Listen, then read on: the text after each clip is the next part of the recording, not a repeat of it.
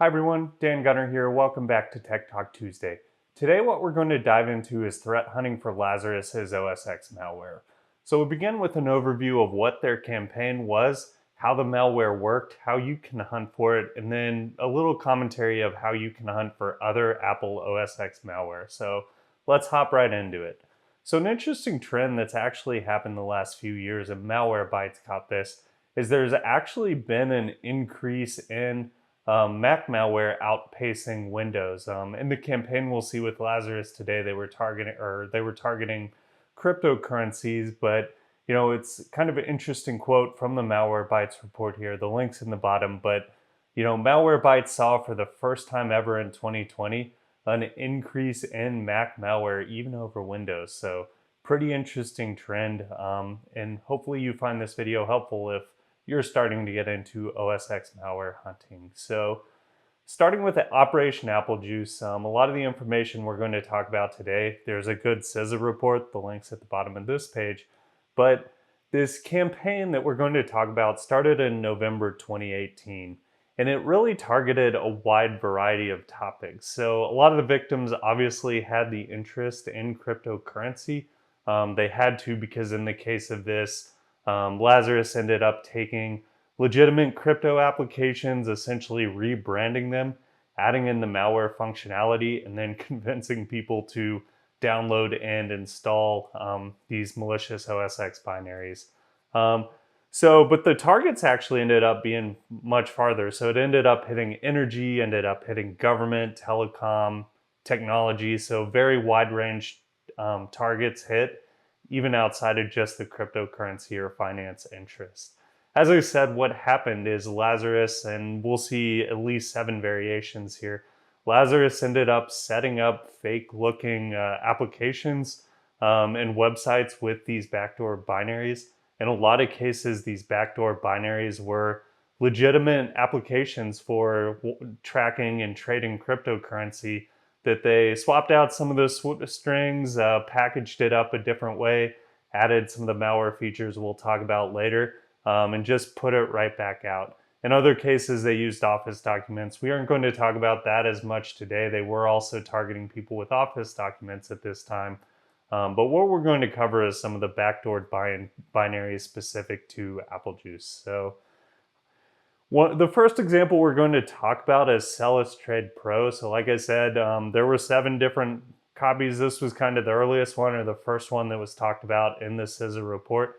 And so what Celas Trade Pro is, Lazarus took a copy of, it's called QT Bitcoin Trader. And if you look through, what's interesting is you actually see some of the QT Bitcoin Trader strings still in the binary. But they essentially rebranded this, and this malware worked on both Windows and Mac. We're going to talk about the Mac side today. What's interesting is actually the hosting infrastructure, the C2 structure. There's a lot of similarities between Windows and Mac. So Lazarus, kind of bigger campaign. They were hitting users both on Windows, Mac, and there's actually a Celas Trade Pro for Linux. So really hitting all of those operating systems there.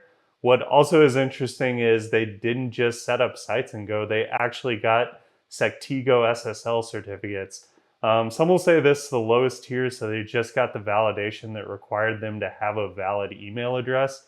But again, when you're talking about threat hunting for this, there's kind of, if you're not looking deep or you're just kind of glancing over it, there's a lot of things that might make you say, okay, well, this might look a little normal than if I dig in a bit deeper. So what Celas Pro did is, the original binary would actually run, but also what this package did in addition to the rebranding is they added what's called LaunchD daemons. So in OS X, LaunchD is what manages the functionality that starts things when it boots. So you can start scripts, you can start applications, you can start different features when the operating system actually starts up.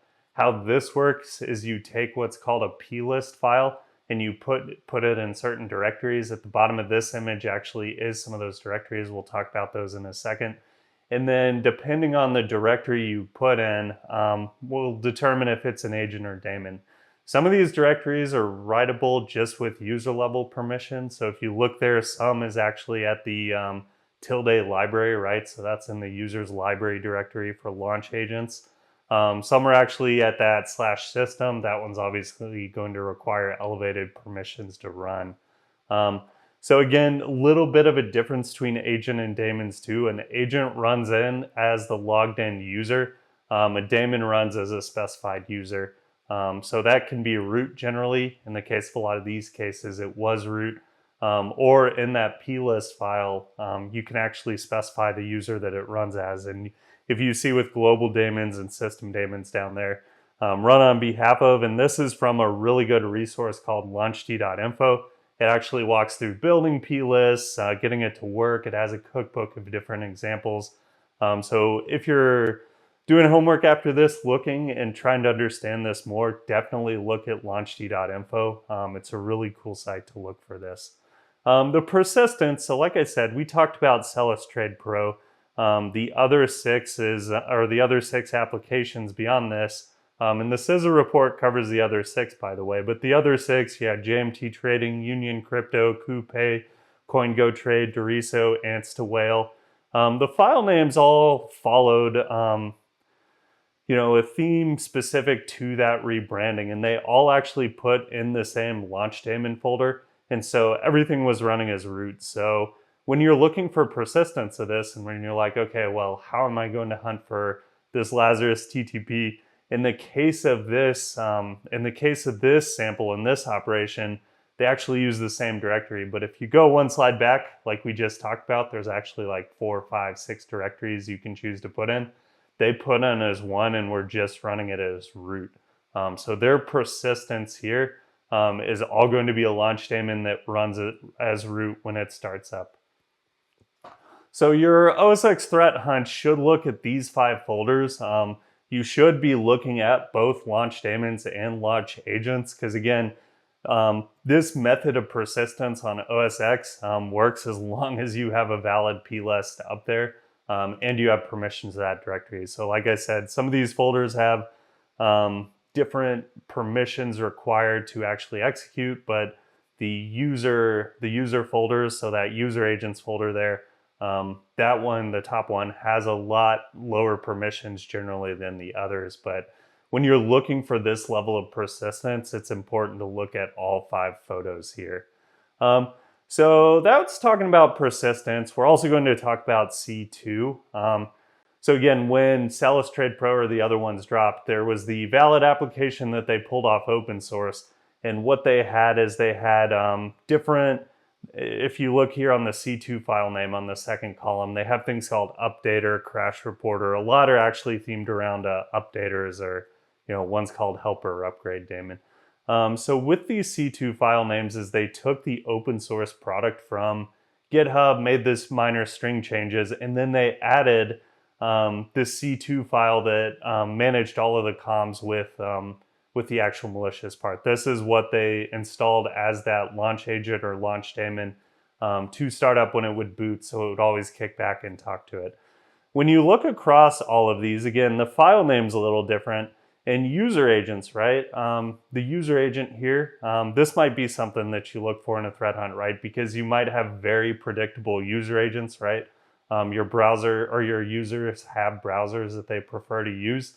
And so you can begin to look for weird user agents, and you can even break user agents down to the components too and look for, hey, why is this, why am I seeing anomalies from some of even the lower options of this user agent? But even URIs, right? So some of these URIs use just plain HTTP. A lot use HTTPS. But what's nice with this too is, in this case, again, it was themed to the campaign, to that rebranding.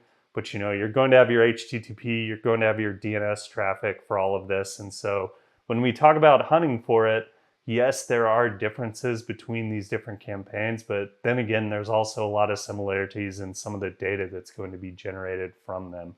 So when you're threat hunting for this, right, you should use that network metadata and if possible content, right? So some of this is going through TLS. So your metadata is going to be the certificate Like we said earlier, those certificates were signed Sectigo certificates. They were just the lowest level of authentication, where they just had to basically provide proof of domain ownership. But you're going to want to look for those HTTP, for those user agent anomalies. You're going to want to look for URIs, for DNS, the SSL certs. And on the host side, if you want to, you can correlate it to the host side and use something like netstat-av, or you might use OS query, or something maybe through EDR if you have EDRs on your Macs, to look for these connections out, look for odd connections out.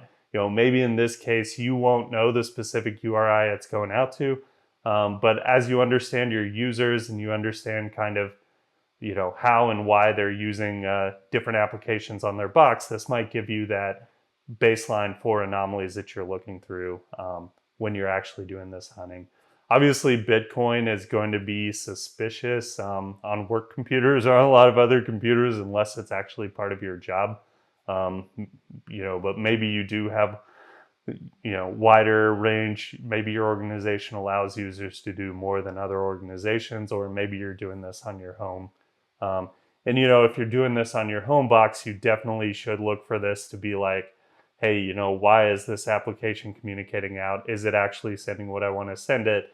If you want to get fancy in HTTP or TLS, you can actually use something like MITM proxy, which is a way where you can actually break down that SSL session if they're not doing cert penning and see what's actually going in between.